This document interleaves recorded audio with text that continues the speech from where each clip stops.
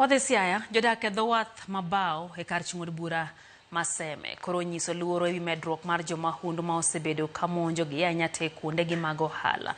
Kaluwore gi jakom mar dho wath mabao Pamela Kinyi, jomahundugo gin jodak makanyo mantiere kod tudruok kod jomahundu mawuok oko mar Seme ma koro miyo bedo negi matek yudo mwandugi mokwal.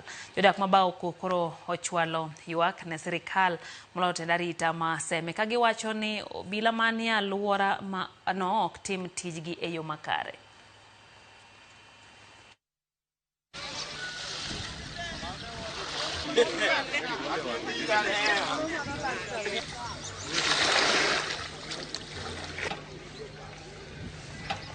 Kendo joma kwelo gin ma joma ong'ere ma e gweng' ka moko a oko to gitudre gi nyithindo maka koro gikwalo mag recently pok okawo juma achiel nyocha ka kwal mamoni laki mwalo ka mane walawo jokwego sa abiro otieno ma giringo to gik moko ne giweyo mwayudo moko mane giweyo. Joma kwelo ka gin jok ma wan go ka nikech onge ng'ama nyalo a from nowhere mong'e kaka iloro dhodi gi seche miwuoke.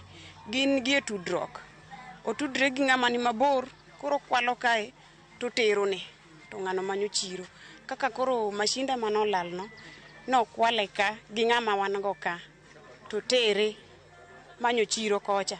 Koro ing'eni bich kaka en bich maduong' ko kwale ka motere kocha to nyalo yudo joma nyalo nyiepo kono maber. Adwa temo kwayo county government omiwa boat security, walak boat of security ma samoro accident moro timore nam kaka wachop kuro mapiyo tamowa nikech yiedhi ma wanyalo the rescues go problem go bedo maonge.